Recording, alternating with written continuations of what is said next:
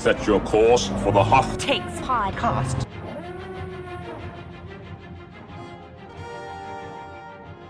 Welcome to Hoth Takes. I'm Eric Geller. I'm Grace Seegers. And I'm Haley Bird-Wilt.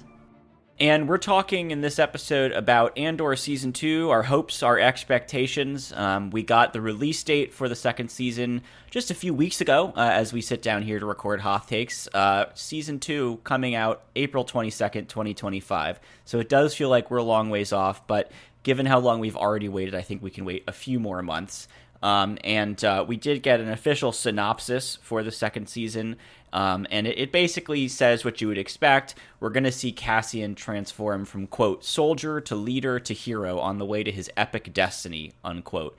So we're going to see his relationships with his group of allies and enemies intensify. That's the word they use in the synopsis. And they also have some nice cryptic rewarding phrases like everyone will be tested, and as the stakes rise, the betrayals, sacrifices, and conflicting agendas will become profound. And I gotta say, I was not excited about this season until I heard that the agendas would become profound. So I'm very relieved to hear that that's going to happen here. And just to remind folks, we do know that there's going to be a different way of approaching this season from a time perspective.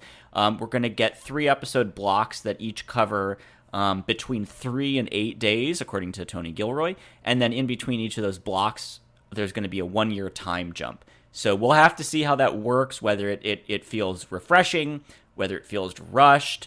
One of the things I've heard folks talking about is, are we still going to have time for mundane but character-building scenes like Syril eating the cereal at home with his mom? Or is it going to be all meat and no fat, or no, little bonus fluff scenes like that? So we'll have to find out what happens there.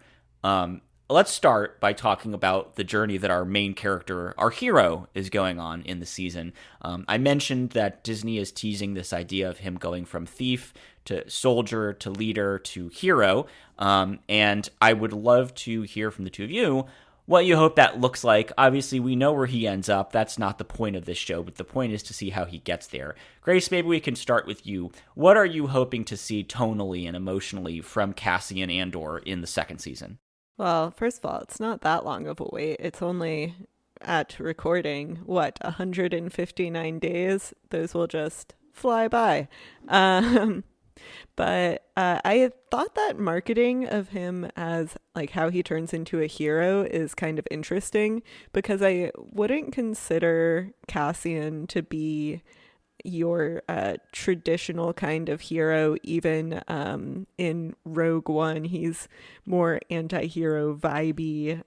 Like he's willing to get his hands dirty. He's definitely doing things for a cause and for a noble cause, and has sacrificed everything for it. But it's very much he's living the life that Luthen has outlined in his season 1 monologue about making his mind a sunless place, and using the tools of my enemy to defeat them.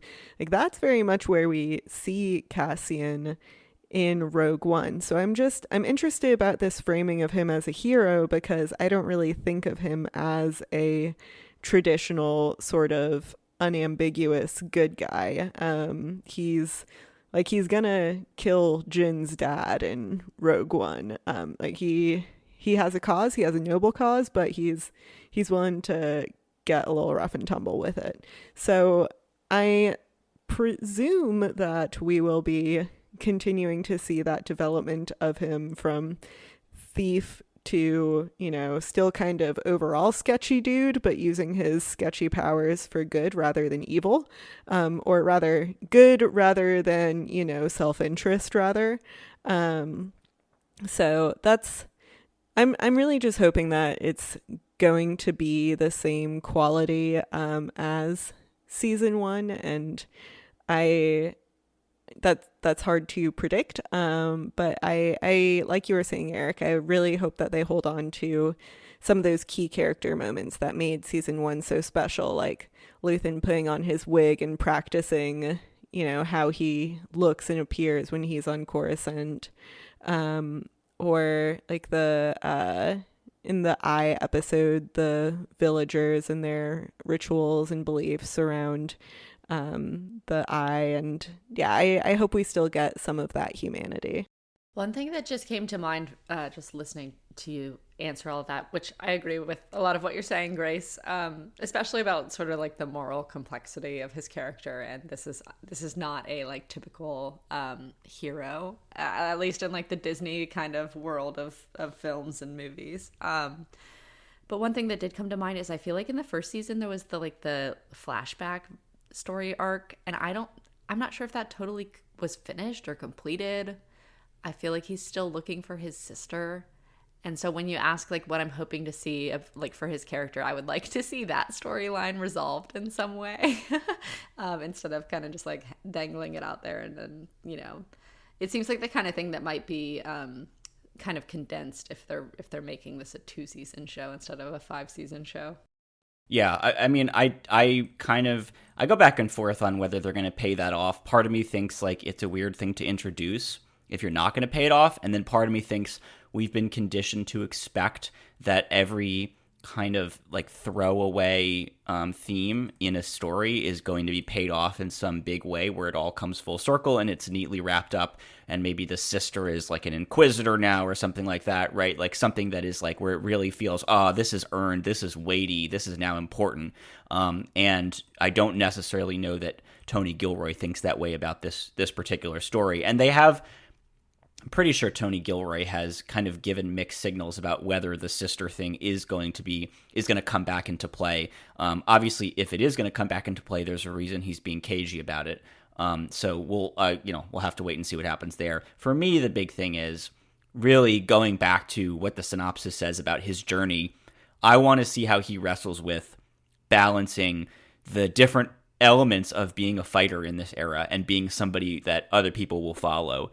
On the one hand, you have, Nemec's idealism and the idea of committing to a cause. And on the other hand, you have Luthen's pragmatism and the idea of being willing to do what you have to do for that cause. It's not just about the ideology. It's about winning. It's about victory, because victory has consequences, and so does defeat. And you need to be ready to sacrifice people in order to go down the road that leads to victory. And of course, we see him do that at the beginning of Rogue One. So how are we going to get to that version of Cassian Andor? It's not like he's afraid to kill people. I mean, he started the whole show that way. But we need to see him grow to the point where it really takes something out of him to kill somebody, but he knows he has to do it for the cause, because I think that's what we see at the beginning of Rogue One. So I'm personally hoping for a really interesting and meaty journey to that point. Although, again, I think this disjointed storytelling of like a jump of 1 year in between these blocks is going to be very interesting to see how they try to connect up the growth that we see from him in these blocks, because when a 1 year of time passage can change people a lot, and there's things that are going to happen to him in between when we see him. And I'm curious to see how they're going to make it feel like we're not missing those key moments in his life. I'm actually not too worried about that, because I think that time jumps, I'm kind of mixed on time jumps. So when they're used effectively, I think that they can be fine. When it does feel as if some of the development has been unearned, that's when it's worrying. But there's a show that the three of us watch, For All Mankind, which famously in between seasons does like 10-year time jumps, which after the first season is really jarring. And it's really interesting to see, though, as the new season starts, the way that the characters have been developing in the time that you haven't seen them.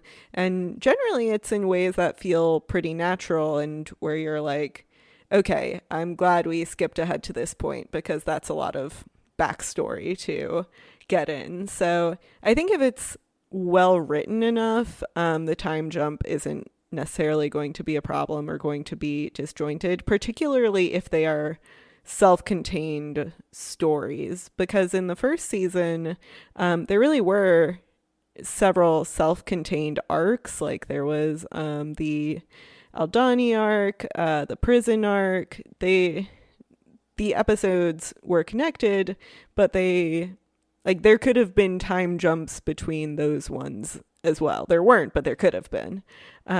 So I'm actually not too worried about that because I generally trust Tony Gilroy, and that isn't a red flag for me automatically.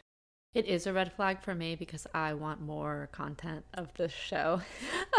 I am very sad that it has been cut down to only 2 seasons. I feel like one listener of Hoth Takes was complaining that we did so many Andor episodes to me once, and that I feel like it was the right number of Andor episodes because it was such a good show. And it's just like the gold standard of writing in Star Wars. In this current era. So I would love to see more, but I understand everybody has their own lives and they don't want to be working on the same project forever. So I feel like I'm coming into it like already slightly disappointed that it's not as long as I thought it would be, but I'm sure he'll do it well. The Tony Gilroy has shown like his decision making is superb, and his the writing is going to be there. So yeah, I don't know. I guess we'll find out. That is a good point, though, Haley, that I am also bummed already that it's only 2 seasons and was really hoping that it would be more. And this is the second show that I've been really into that I've watched recently where there's like a 3-year waiting period between seasons and then there's only 2 seasons. And you're like, well, I want more. That sucks. The other show, by the way, is Arcane, and it's very good. But that is, you're kind of almost going into it disappointed because you wanted more, and now it feels like they're not going to have as much time to wrap it up, and like, will they really be able to commit to the story that they set out? Speaking of Cassian Andor, we are going to see him meet K2SO and become friends with him in this season. And Alan Tudyk, the wonderful Alan Tudyk, is coming back as K2SO.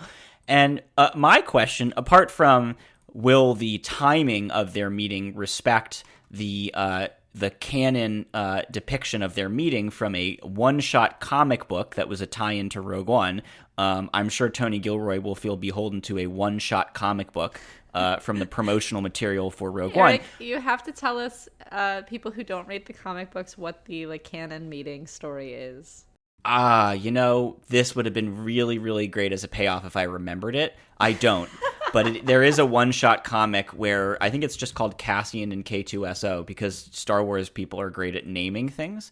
But I think he's like on a mission and and he meets K2SO on a planet somewhere and like reprograms him there, and like they almost kill each other and then he reprograms him. I'm not sure. I looked it up. It was published in August of 2017, long enough ago that I'm sure Tony Gilroy has never heard of it. And as I said, I'm not expecting them to faithfully retell that comic here. But my big question is this going to be like a love at first sight? They meet and he immediately reprograms him, or is there going to be some like antagonism, some long running thing where, the whole like episode is kind of them again? It could be kind of like the comic, like stuck on a planet somewhere. Like, how quickly do we go from he is an antagonist Imperial droid to like he's on the team? Because again, to go back to like it's 12 episodes, they don't have a ton of time to draw out this emotional bond between the two of them and show the conversion of K2SO. Yeah, that would feel like a waste to me, unless they're going to do it so well. But it's like there's already so many characters I want to see like their story arcs wrapped up, and I know how K2SO's ends. So I don't know. And of course, Cassian's also going to reunite with Bix and his other friends who were last seen escaping Ferrix on a transport ship. I was thinking about this earlier. Do I have any like strong feelings about this? Is there anything I'm really hoping for? I don't know. I mean, Bix at least is a very important person in his life. Do you guys like? Is there anything you're really hoping to see from that reunion, or anything that like you want it to kind of do for Cassian's character? Because I guess ultimately that's kind of what a lot of this is really just about. So I know it is called Andor and is about Andor's character, but I would like to dispute the premise of your question, and I would actually like to see Bix's development entirely separate from Cassian. I like the actress who plays her, Adria Arjona. And I think that we didn't really get a lot of her character in season 1. The first half was very much her plot line was very much connected to the men in her life, whether it was Cassian or what was his name, her boyfriend, and he had two. It wasn't Ted with 2 D's. It was Tim with 2 M's, right? Yes. Yeah, Tim with 2 M's. And I personally like the end of it when she was being tortured by Dedra, and was sort of like existing in her own private hell. That seems like a really radicalizing moment, and I would really like to see her development just completely absent whatever Cassian is doing. Does she become a rebel now? What does that look like? Are their interactions defined now by the rebellion and not by their previous relationship? That's what I would be far more interested in. I'm not invested in them having a reunion as a relationship. I'm far more interested to see whether she actually gets a character development that is more fulsome than what we saw in season 1. Yeah, I mean, I'm definitely not opposed to that. My kind of expectation is that in a time-constrained environment, that will probably be a low-priority thing for them to do. But like I said, I am interested in seeing where she goes. I mean, the trauma that she went through, the fact that she was very much one of those, like, just get along to go along people. She wasn't raring to go and join the rebellion. Like, I would be curious to see what this experience being tortured does for her sense of, like, how she's spending her time in the world. Her, does she have now an indignant sense of, like, I need to fight back? I definitely am interested to see it. I guess if I'm predicting, though, I'm not anticipating we're going to get a ton of it, but you never know. Why are we feeling so pessimistic? Is it really just like the timing of... I wouldn't even call it pessimism per se. I mean, I guess I'm pessimistic about seeing more Bix. I don't know that I'm pessimistic about Andor season 2 as like a product. I guess I'm not expecting them to have a ton of time for things that are not core to the ethos of the show, which is like telling Cassian's story. It's not that I'm not interested in it. I'm just not anticipating they have a lot of time for it. Well, I also, even though it is called Andor and Cassian's the main character, I don't think that only focusing on Cassian is even what happened in season 1, because you also had a lot of what was happening with Luthen. You had Mon Mothma's plotline, you had Vel's plotline, and Cinta, and you had some of the flashback stuff going on. Like, it wasn't just the all Cassian all the time show in season 1. There were definitely other plot lines. You had the Imperials and their creepy little board meetings, and Syril and Dedra, and so I actually, I'm not hopeful about Bix getting more developed, because I'm never hopeful about female characters getting developed, just in general, like as a rule, because otherwise you'll most likely be disappointed. Thankfully, Andor season 1 had some really great and well-developed female characters, so I'm less trepidatious, but it's more just like, never hold out hope for a female character being well-developed, because, this is the world. But I think that you are being too pessimistic, Eric, to be like, they're not going to be able to put all of it in this short amount of time, because, yeah, maybe they're not, but it's not like season 1 was only Cassian's story. That's true, and that's actually a good segue to talking about some of the other characters who are front and center in the show. I would love to hear your expectations for Mon Mothma. What we know is going to happen is that she ends up leaving the Imperial Senate, declaring the Rebel Alliance, and inviting the oppressed peoples of the galaxy to join the fight against the Empire. What we don't know is exactly how it's going to happen in canon. We know that in Star Wars Rebels, the Ghost crew helps her escape when she goes on the run. We know that one of the galvanizing moments for her, and I believe it was actually referenced in Rebels, and so I think it's canon, is the Gorman Massacre, which is a huge Imperial reprisal against a protest movement that in Legends was the work of Grand Moff Tarkin. I don't know what happens in canon, but we know that that's a galvanizing moment for her. Will we see it in Andor? Will we have references beyond the season 1 reference to Gorman? Is that kind of turning point going to be what we expect it to be? I would love your predictions. What do you think we're going to see from Mon Mothma? And what is her journey of radicalization? How brutal is it going to get? I feel like what I would like to see is, it was definitely like a centerpiece of the first season, kind of exploring like when is rebellion justified, and I like being an American, like America was founded because of a rebellion, and so I've thought about this a lot, just because of like my work and the current moment that we live in. You hear a lot of like sort of radical people online talking about civil war very casually, and I feel like what Andor does really well is like examine those moral questions, in it recognizes the messiness of it, and I feel like with Star Wars the tendency can be to make it simpler than it is in real life, because like there's a bad guy there's like an evil force at the head of the empire, and so it makes that like answer a lot easier to find, but I feel like with Mon Mothma, she's not aware of all of that, and is kind of like on a journey of discovering it, so I look forward to like seeing her make those calculations as she like discovers more and decides to get bolder. And I don't personally want to see like the massacre that you're talking about, Eric, but like if that's like the impetus for it, like it seems like it's really ripe for good storytelling.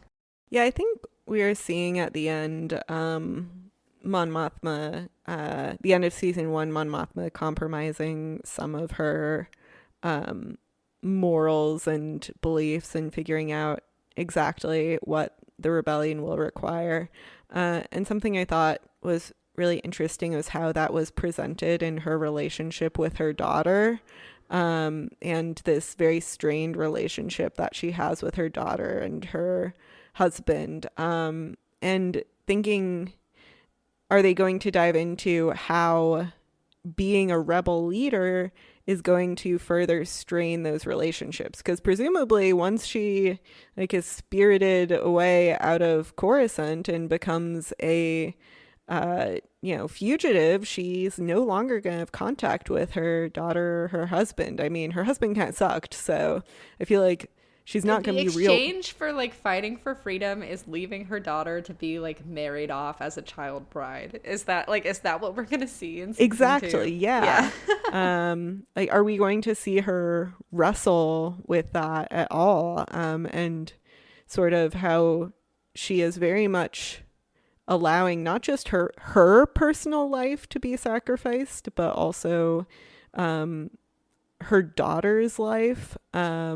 That'll be really interesting. And we saw also, her daughter was more interested in the traditional systems, but she's also like 13, and you can't really trust a 13-year-old to be like, yeah, I want to be a child bride. That's not really a really reliable source there. So I'll be very interested to see whether that those family issues continue to come up, and whether that continues to be a sort of external representation of the moral challenges that Mon has as she tries to figure out that balance between being a leader and being like a person and a family. Yeah, I can't wait to like read the note that she leaves Perrin when she like flees to become a rebel leader. Like, I hope we get a nice over the shoulder shot of him reading the letter, where it's like, I never liked your cooking anyway. But I do think that when we see her at the end of season 1, realizing that you do have to start entering into that gray space, right? I mean, for folks who don't remember, she basically plants this rumor that Perrin has gambling debts as a way to cover up her financial transactions. I think that we're going to see sort of a descent into the muck from Mon Mothma in season 2. We're going to see her start to do things that she previously thought of as just off limits. But we're going to, if it's any indication, season 1 is any indication, I think it's going to be very clear that she's kind of pushed into it. It's not like she's just sitting there with her thoughts and thinking, maybe I'll do this, maybe I'll play a little bit more in that gray space. I think necessity is going to push her to do these things, and sort of pushing the line a little bit further every time until you turn around and you realize that, you're in this territory you never thought you would be in. You don't recognize yourself anymore. This is not a show that's shying away from the grittiness of the so-called good guys. This is a show that embraces the fact that sometimes in order to accomplish that sort of mission of like victory for the light side, you have to be kind of a bad person a little bit. And I'm not saying Mon Mothma is going to become Luthen Rael, but I think we're going to see her in a light that we haven't seen from her before. And I'm excited for that because to me, that doesn't tarnish Mon Mothma's grandeur or her stature. It just makes her more of a real person. And it means when you see her in subsequent stories like Return of the Jedi, you have a different appreciation for everything she's had to do to get to that moment and all the choices that she's had to make in order to even have a chance of victory like the Battle of Endor. It makes that more powerful when you've seen what she's had to go through. I do think it's kind of great how she's in... Where does she first show up? Is it Return of the Jedi or is she in... A New Hope? Her first appearance is Return of the Jedi. That's what I thought. So like she's in Return of the Jedi for like 5 seconds. And just the way that her character has been developed over 4 decades almost is kind of really interesting to me. It's been like 41 years, actually. Like over the past 41 years, to be from like many Bothans died to get us this information, like a kind of meme one-liner, to being like this was the face and the political acumen behind the rebellion. I just think that's a fascinating, from a meta storytelling standpoint, that's really fascinating. Totally agree. And an example of how you can do interesting things with Star Wars, even if you don't have access to the original actor and you can't tell a story with that person in live action that is set after the story, you can go back and tell stories that enrich the viewing experience. And, thank God that we're still able to work with, what is her name? The actress who plays Mon Mothma. Genevieve Riley. Yeah, thank God that Genevieve O'Reilly is still, number one, like able to play the role, and number two, interested in playing the role, because it allows for really just wonderful, rich stories like this. But I mentioned Luthen Rael, and let's talk about Luthen, because the big elephant in the room here for Season 2 is that we don't see him after Andor. He's not in any of the Rebel Command briefing scenes in Rogue One or A New Hope or anything after that. So the question, of course, is what happens to Luthen? Building on that, I guess my question to the two of you is, how much do you expect we will learn about his past? How much is that going to play a role in his story? Because oftentimes when you have a long-running character in a multi-season show and they're getting to the point of being killed off or whatever, they will do kind of like backward-looking stories about how they became the person they are as part of like a send-off. And this is not quite the same thing because it's only 2 seasons and we basically just met him. But do you think that as part of wrapping up his story, we're going to delve deep into his past, or is that not really important to Tony Gilroy? I guess it's hard to predict, but what do you think? I would much rather we not actually learn anything about him. I mean, if we get a Luthen backstory, I'm sure it'll be interesting. My preference would be that they not CGI de-age Stellan Skarsgård, because I hate CGI de-aging. It freaks me out. But if we got a backstory episode, I'm sure it'd be fine. But I think he's actually a much more interesting character if we know absolutely nothing about him and he's just this guy who showed up and for his own reasons is living this chameleonic life. And I think it'd be very in keeping with his character not to learn anything about him. What I really do not want to happen is I do not want to get an extensive Luthen backstory where we also learn he's a Jedi. because I don't want him to be a Jedi, and I understand that the the hints have been laid, the breadcrumbs for those who wish to pick them up. But if they are actual breadcrumbs and not just like specks on the floor, I'm going to ignore them because I don't want him to be a Jedi, and I don't want to know more about him. So that's really my very basic boring opinion. Is I'd love to see Luthen and what he continues to do in the now, and the role that he continues to play, particularly as Cassian's mentor, learning more about his relationships with like Vel and with Clea and with Mon, and just seeing him more as this spider in the web, twitching all of these threads. But I would really rather not learn anything about who he was before. Yeah, I mean, I'm happy to learn more. I just, I agree with you, Grace. I don't want him to be a Jedi. I like the idea of it kind of being like a bait and switch where we think he's going to be, and then he's not. I would be okay if he's like a Mandalorian or something, like if we have to throw in some like well-known like background. But I feel like, I don't know, I feel like it would not be in keeping with the show to like bring in that kind of story arc. But I feel like Eric is going to disagree on this one. No, I totally agree. I mean, I don't want this show to bring in, first of all, I just like the idea of the show staying entirely away from Jedi, just like separate from whatever happens to Luthen. I like the fact that the show has succeeded beyond everybody's wildest dreams without touching on this sort of tentpole sci-fi fantasy concept of a Jedi, and without going into all that spiritual mythology and stuff. I like that we're showing you can tell a great story without going anywhere near those characters. But then secondly, specifically on Luthen, I think his character works really well as just a guy who saw what was happening around him and started to fight back. I think it takes something away to say he was a Jedi and Order 66 happened and he was on the run, and so that's kind of a motivation for him fighting back. Like, those people exist out there, and that's great for the characters we know who have that story. But this is a person who, to my eye, has had a different entree into the fight. And that's just obviously me speculating because we don't know he's not a Jedi. But I want him to have that kind of journey where he's just a regular person. I think this show works well because it shows how people who don't have powers can pick up the metaphorical sword and join the fight.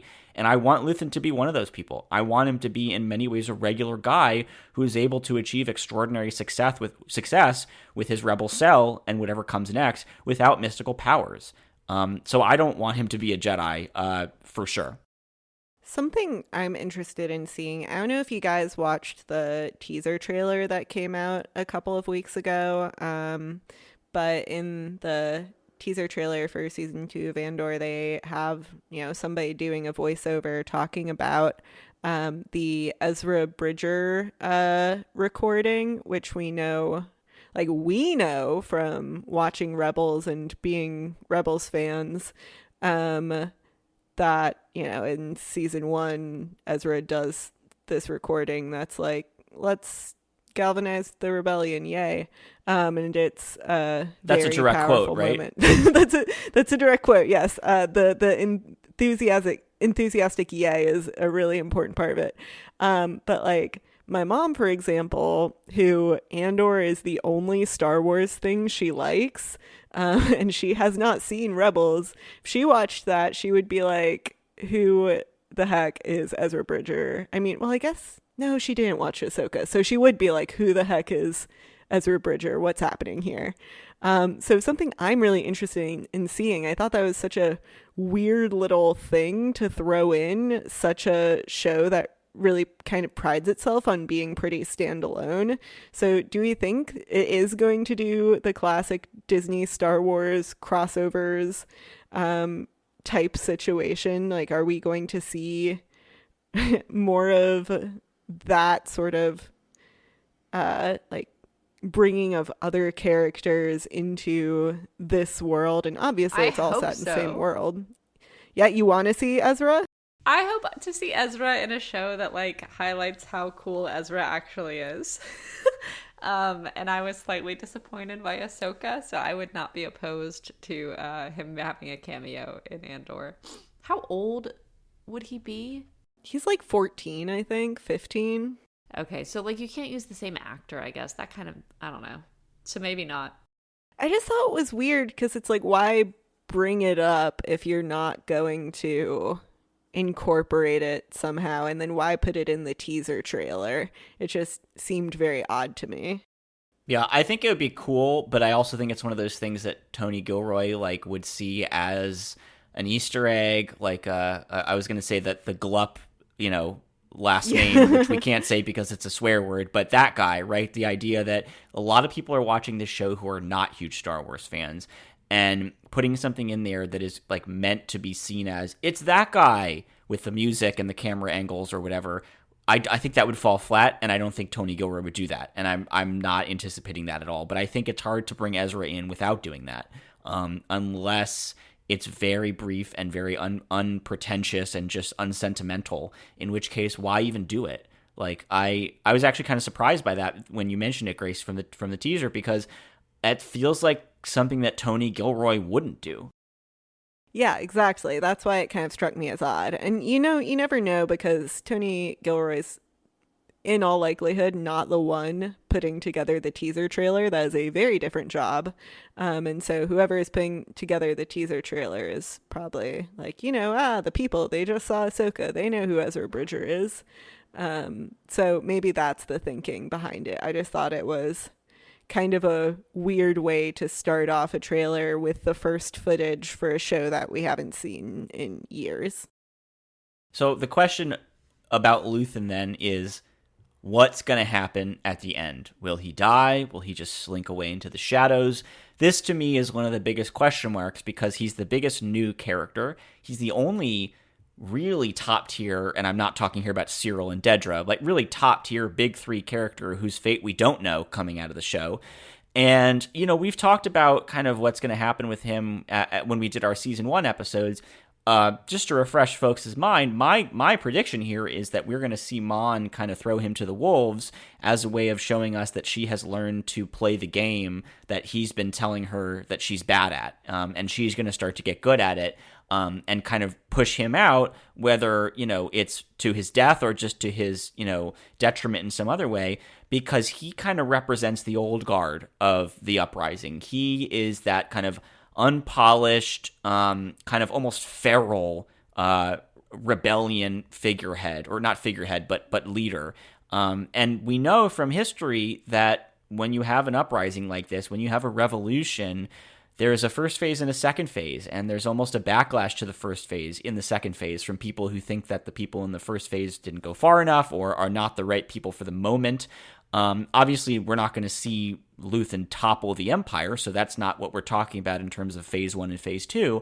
But I think phase 2 here, especially when Mon leaves the Senate, has to shift to a bit more open, diplomatic, almost like sort of public diplomacy, right? Advertising the rebellion to the galaxy and saying, join us and here's why. I don't think Luthen's the right person for that, and I think Mon knows it, and I think we're going to see her kind of push him aside and say, your time has come and gone. And Tony Gilroy has talked about this, that we're going to see this in season 2, this idea that the people who are the most passionate at the beginning are often left by the wayside at the end. So the question for me is just, how exactly does that happen? But that's just my guess.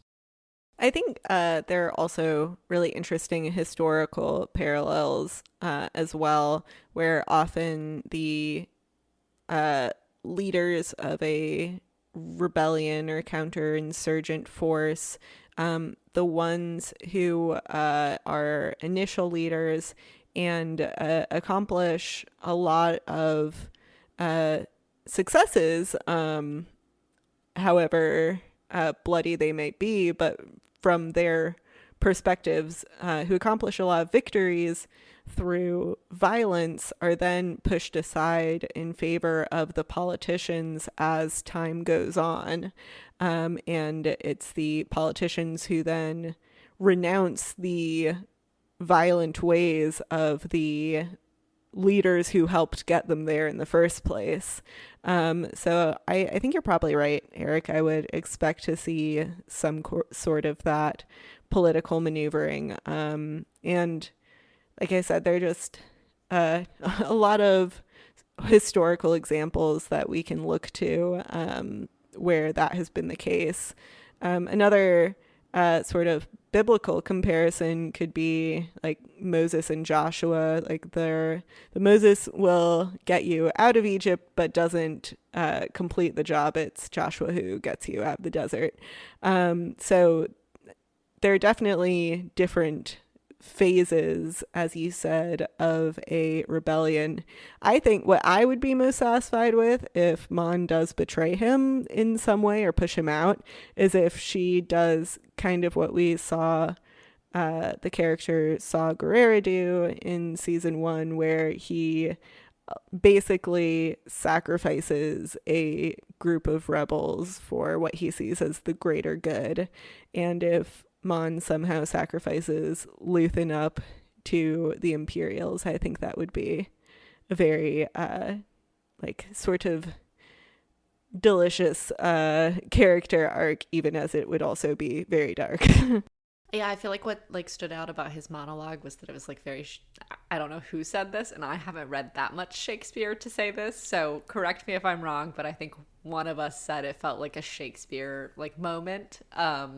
And I feel like if he would, like, listening to y'all talk about this, if this is his character arc, it would be satisfying for me if the rebellion, like, would not have happened without him, and he somehow ends up, like, totally forgotten in the shadows and, like, with no say in what happens next.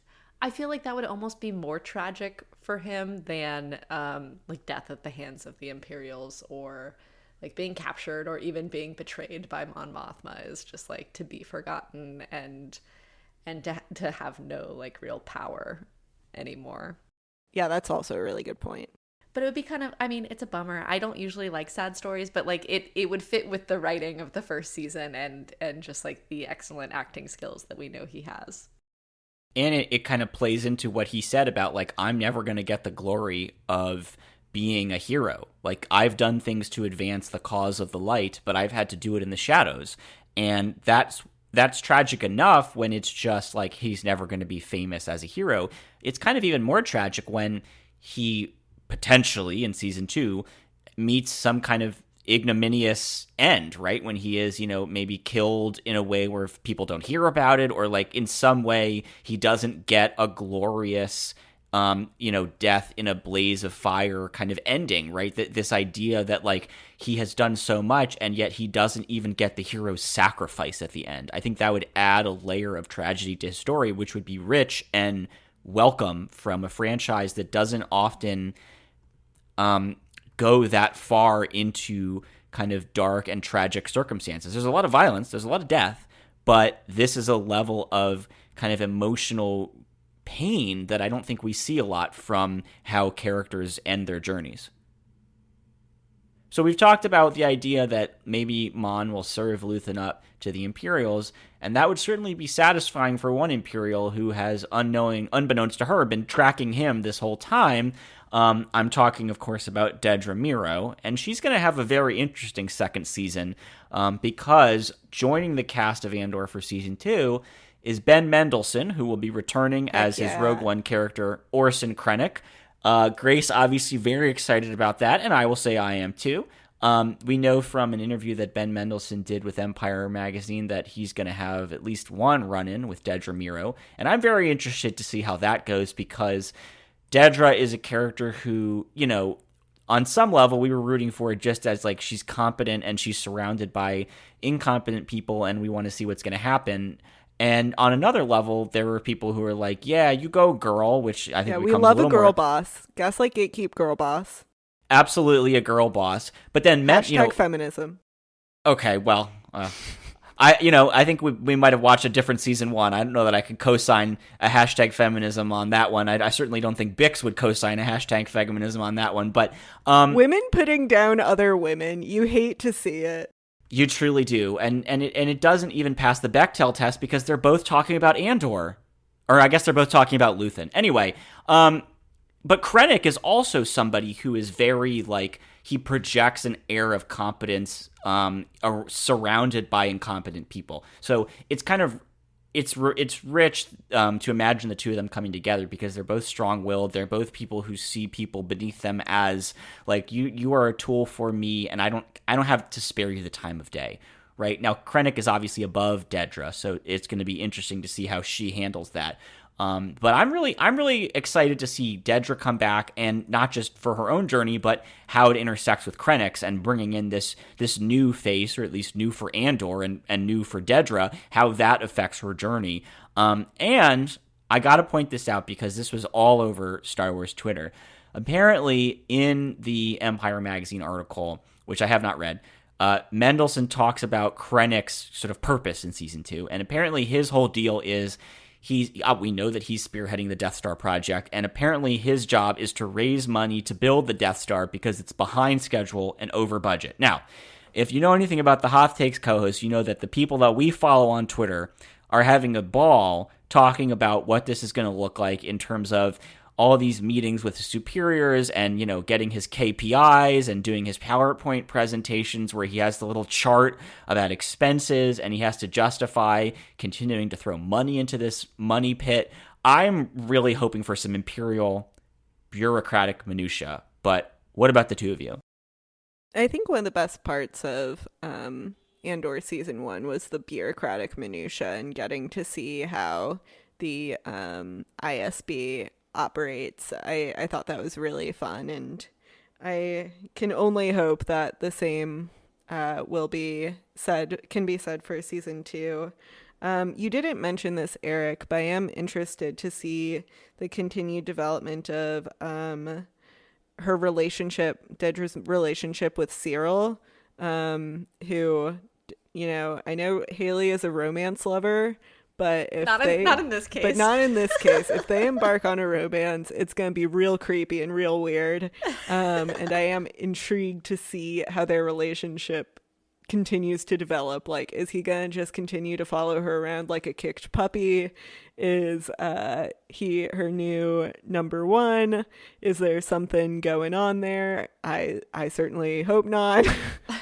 The only romance I really care about in Andor is Vel and Cinta. I would love to see more of them and their little rebellion romance. Dedra and Syril, not a romance I'm super interested in. Like, beyond the character implications, but I would hate to... Like, I think if I saw them kiss, I would actually physically cringe. I mean, okay, I think it could be done well, but it would be distressing. Yes, exactly. Like, it could be done well, but I would be, like, hiding behind my hands. And part of the question is, does Tony Gilroy want us to experience that? Does he want... He might. Because part of the show is, like, the Imperials are real people. They exist inside a bureaucracy. They are doing things for reasons beyond being mustache-twirling supervillains, right? So does the romantic attraction of pursuing the same enemy, cause sparks to fly in a way that is not appealing to us as people who aren't rooting for them, but is perhaps realistic? Are we going to see some Imperial smooching in this season? It's possible. I'm not against it as a concept, and I feel like you're right. It would show like people being caught up in the moment of a shared goal. And I feel like there is grounds for it after Syril was right, by the way. Like, he was correct. I feel like he was warning them all about something. I need to rewatch it, but I feel like he was predicting what was going to happen on Andor's home planet correctly, and he shows up there in her hour of need to help save her. So I don't know. It's possible I can see them doing that, but it would be like The Office wants you to be uncomfortable. It would be like that, to like show like this is not a good thing, but this is like a perceptive glimpse into humanity. Back to the I don't want to dwell on that too much.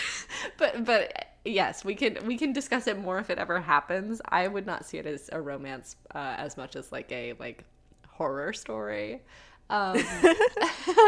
But I do feel like you said, Grace, one of the best things about season 1 was like the bureaucracy, and what I really want to see is more like all hands meetings, because and like there's like sullen faces, and like one bureaucrat is like his face is all ashy because someone he goes gray, and like because someone calls him out on some mistake he made, and there's like a guy and he's like, he's got a furrowed brow, and like I love that. I love You the love genre. furrowed brows. You're here for the Give me furrowed the brows. furrowed brow, old man talking about the budget, and we need people to do this and that bureaucratic. Like it was fun. I would like to see a little bit more of that. It's like the evil of the ordinary. I like that. Yeah, the banality of evil. There it is. Yeah. You're more educated than me, Grace. You gave me Kierkegaard to read. You can't say that. I'll tell you what I want to see. I want to see Krennic leading a meeting about why he needs more resources, and Dedra is sitting there. She's just as bored as can be, and the person next to her hands her a note, and she's like, what is this? And she opens it, and it, in like the worst handwriting you've ever seen, it says, do you like me? And there's a yes checkbox and a no checkbox, and she looks up across the table at Syril, and he studiously avoids her gaze. That's what I want to see. What if she looks at the camera like she's on The Office? and then the curb music just starts playing. Yeah, exactly. The Veep theme song, like it slides to the back half of the screen. Yeah. I am curious, though, if Syril is going to rise through the ranks because, as you pointed out, Hadley, he was right in warning what Luthen was capable of and what Andor was capable of. And the Empire is not the most competent organization, but I think some people within the Empire are capable of noticing individuals who are succeeding above their station, particularly people who have success in this kind of role already, even if it ended not so well. He didn't end his career as a security official with the most successful mission, but, you know, Dedra doesn't, I mean, coming out of the Ferrix disaster, Dedra's not looking so good. So could we actually see Syril perhaps benefit from that in some way if people pay attention to the fact that he kind of called it, and if they had listened to him, things would have gone perhaps very differently?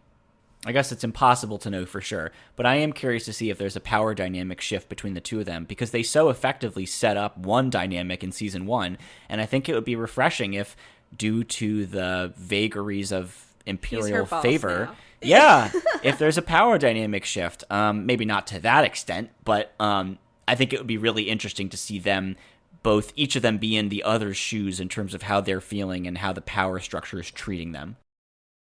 All right, let's talk about the long shots, the things that may not necessarily be front and center, but things that we're looking for, hoping for, curious about.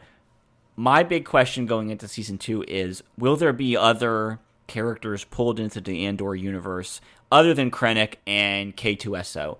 And I'm not counting like Mon Mothma, obviously she's in Season 1.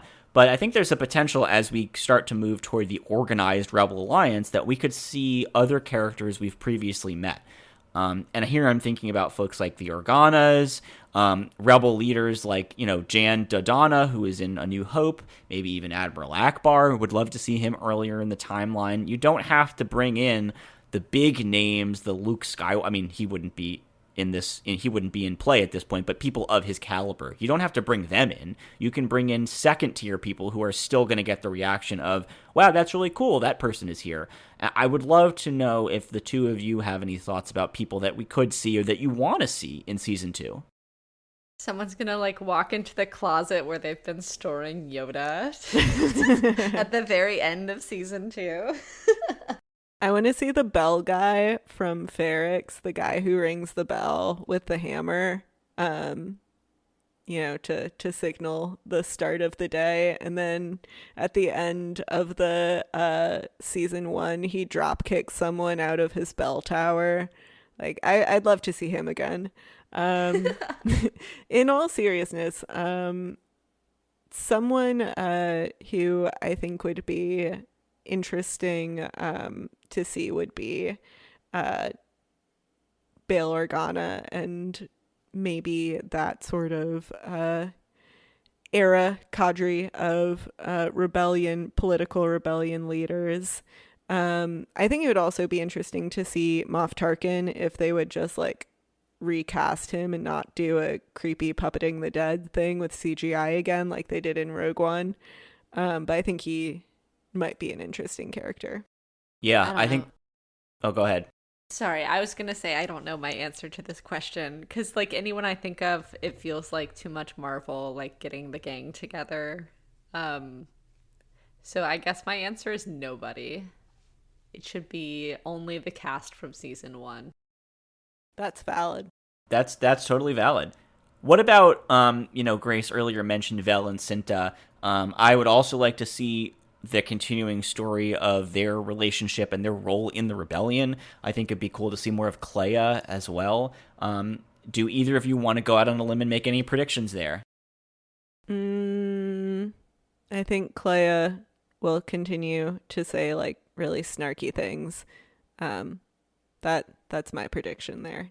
Clea is the antique shop lady. Yeah, she's his sort of assistant she does not put up with his BS. I would like to see more of her. I don't know what, but I feel like she was fun. And then we're also, because she had like a passing resemblance to Leia, and her name is Clea. People online were wondering, which it doesn't make sense chronologically, so I would love for them to clear that up.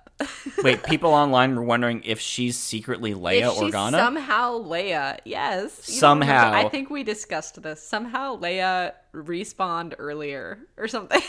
Wow, I didn't think that dialogue could get worse than somehow Palpatine returned, but then we got somehow Leia respawned earlier.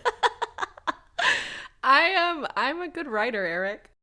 No, it's not your fault. This is clearly someone's idea that's percolating out there. And I just have to say, they need to touch grass because that makes no sense. It's very funny, though. Her name is Clea.